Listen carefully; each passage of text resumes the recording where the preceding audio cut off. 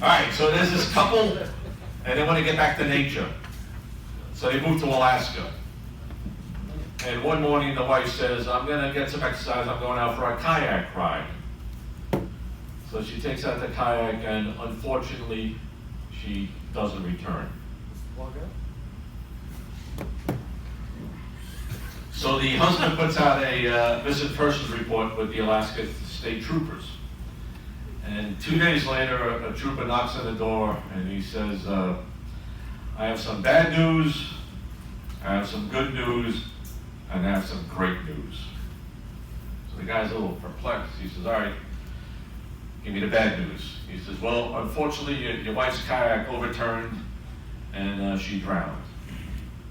The guy says, oh, that's terrible. He says, what could be good news after that?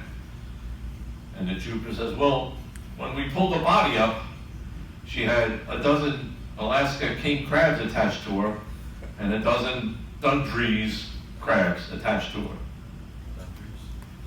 Dungeness. In the Bronx, we call them dungarees. So the guy's a little perplexed. He says, all right, bad news, good news. What could follow that to be great news?